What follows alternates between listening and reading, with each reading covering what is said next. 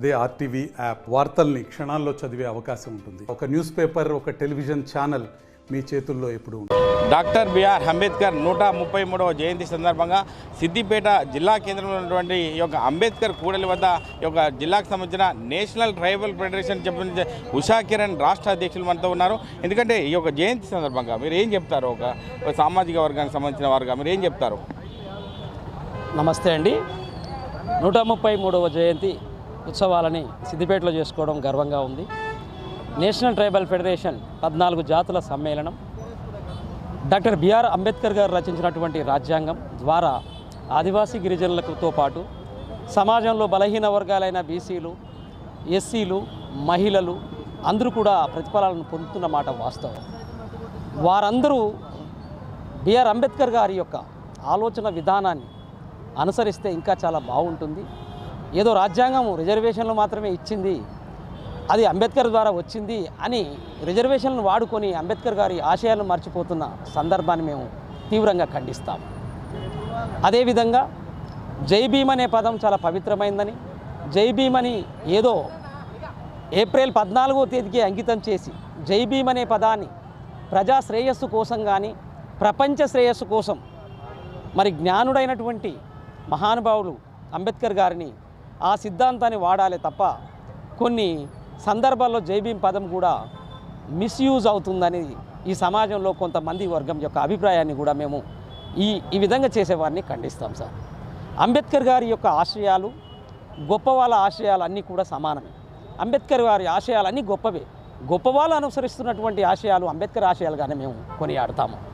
మరి ఈ వసుదైక కుటుంబమైన భారతదేశంలో విభిన్న మతాలు, విభిన్న ప్రాంతాలు, విభిన్న భాషలు, విభిన్న సంస్కృతులు, విభిన్న జీవన పరిస్థితులు ఉన్నటువంటి ఈ దేశము మరి భిన్నత్వంలో ఏకత్వంగా కనిపించడానికి ఇలా ప్రపంచంలో ప్రసిద్ధి చెందిన ఈ భారత రాజ్యాంగం యొక్క గొప్పతనము డాక్టర్ బిఆర్ అంబేద్కర్ గారు చేసిన కృషి వల్ల, ఆయన పెట్టిన భిక్ష ప్రసాదం వలనే ఈ భారతదేశ ప్రజలు మరి ఒక లౌకిక స్థాపనతో కూడిన జీవన విధానాన్ని ఎంజాయ్ చేస్తున్నారని మేము ఈ విషయంగా తెలియజేస్తున్నాం.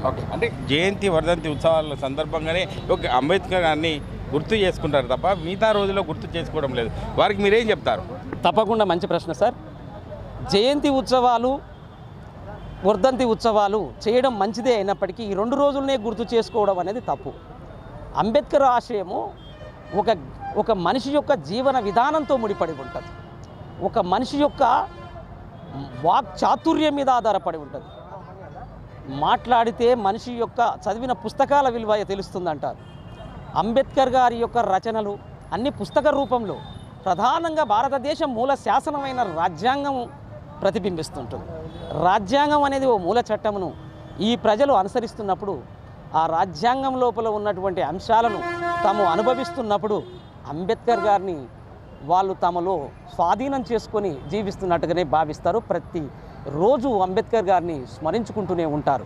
కానీ కొంతమంది ఈ జయంతి, ఈ వర్ధంతి విషయాల్లో వచ్చి ఫోటోలకు ఫోజులు ఇచ్చి ఇదే అంబేద్కర్ జయంతి అని చెప్పి మరి ఆ విధంగా ఉండే విధానాన్ని విష సంస్కృతిగా నేను భావిస్తూ ఉన్నానండి. అంటే రాజకీయ నాయకులకు చూసుకున్నట్టయితే ఈ యొక్క రిజర్వేషన్ ఫలితంగానే ఈరోజు అన్ని హక్కులను కూడా సంపాదించుకొని ముందుకెళ్తున్నారు. రాజకీయ పార్టీ నాయకులకు మీరు ఏం చెప్తారు? రాజకీయాలు ప్రధానంగా ప్రభుత్వంలో ప్రధాన పాత్ర పోషిస్తాయి సార్. ప్రముఖ రాజకీయాలు ప్రభుత్వాలను ఏర్పాటు చేసి రాజ్యాంగంలో ఉన్న రిజర్వేషన్లను తప్పకుండా అమలు చేయవలసిన బాధ్యత ప్రభుత్వాలదే ఉంటుంది. మరి నేటి సమాజంలో రాజకీయ లబ్ధి కోసం అంబేద్కర్ ఆశయాలను వాడుకొని పదవిలోకి వచ్చిన ప్రభుత్వాలు ఏర్పాటు చేసిన తర్వాత వారి ఆశయాలను వదిలివేస్తే అది తీవ్రమైన పరిణామంగా మేము భావిస్తాం. అదేవిధంగా రాజ్యాంగంలోని రాజ్యాంగ రక్షణలు ఏవైతే ప్రాథమిక హక్కుల దగ్గర నుంచి ఆదివాసీలకే కాదు, మహిళలకు, బలహీన వర్గాలైన బీసీలకు, ఎస్సీ సామాజిక వర్గాలకు అందరికీ రక్షణలు ఉన్నాయి. వాటిని ప్రభుత్వాలు చక్కగా ఆచరిస్తే ప్రభుత్వాలకు కూడా మేము రుణపడి ఉండి ఈ సమాజం యొక్క శ్రేయస్సుకు ప్రభుత్వం తోడ్పడిందని మేము తప్పకుండా గొప్పగానే గుర్తిస్తాం. అంటే ట్రైబల్ విద్యార్థులు ఇప్పటి వరకు ఒక అన్ని ఫలాలను కూడా అందిపుచ్చుకోవడం లేదని చెప్పి ఒక సమాచారం ఉంది. ఆ విషయంలో ఒక అధ్యక్షునిగా, రాష్ట్ర అధ్యక్షునిగా మీరు ఏం చెప్తారు మీ విద్యార్థులకు? ఈ దేశంలో ఆదివాసీ గిరిజనులది ప్రత్యేకమైన జీవన విధానం, సంస్కృతి అండి. నాగరిక సమాజానికి దూరంగా ఉంటూ ఈ భారతదేశం యొక్క ఆనవాలను ఒక సంస్కృతి రూపంలో మోసుకెళ్తున్నది ఆదివాసీ గిరిజన ప్రజలు. అలాంటి గిరి వన పుర పుత్రులుగా వారు రాజ్యాంగంలోని ఆ రక్షణ హక్కులు కానీ రిజర్వేషన్ ఫలాలు కానీ పూర్తిగా అందుకున్నారని మేము భావించడం లేదు.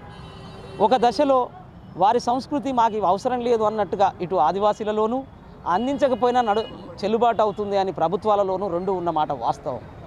మరి మేము అడుగుతున్నాం ఈ ప్రభుత్వాలను, కేంద్ర రాష్ట్ర ప్రభుత్వాలను, ఆదివాసీలకు ముందుగా ఖచ్చితంగా విద్యను అందించండి. మేము అడిగేది ఒకటే, విద్యను అందిస్తే నెల్సన్ మండేలా గారు అన్నట్టు ఒక విద్యనే ఈ ప్రపంచాన్ని జయించడానికి పదునైన ఆయుధం కదా, విద్యను అందించాలి. ఆ రిజర్వేషన్ ప్రతిఫలాలు ఖచ్చితంగా ప్రతి చివరి గిరిజన ఆదివాసీ బిడ్డకు అందాలి. మరి ఆ విధంగా కృషి చేస్తే ప్రభుత్వాలను మేము తప్పకుండా మేము డిమాండ్ల రూపంలో, కోరికల రూపంలో, వినతి పత్రాల రూపంలో అందించి మా చివరి బిడ్డకు అందే విధంగా మేము ప్రయత్నం చేస్తూ ఉంటాం సార్. అంటే వర్ధంతి జయంతి వేడుకల్లో ఫోటోలకు పోజులు ఇచ్చుకుంటూ ముందుకెళ్తున్నారు తప్ప ఒక అంబేద్కర్ ఆశయాలకు తూర్పు పొడి వారిని ఎప్పుడు కూడా మేము దగ్గరికి తీయం. భవిష్యత్ తరానికి మేము స్ఫూర్తిగా ఉంటూ అంబేద్కర్ ఆశయాలను ముందుకు తీసుకెళ్తామని చెప్పి ఒక రాష్ట్ర అధ్యక్షులు ఉషా కిరణ్ చెప్తున్నారు. కెమెరామెన్ ఎల్లూరుతో మహేష్, RTV, ఉమ్మడి మెదక్ జిల్లా. మరిన్ని వీడియోస్ కోసం ఛానల్ ని సబ్స్క్రైబ్ చేయండి. లేటెస్ట్ అప్డేట్స్ కోసం వాట్సాప్ ఛానల్ ని ఫాలో చేయండి. అండ్ లింక్ డిస్క్రిప్షన్ లో ఉంది.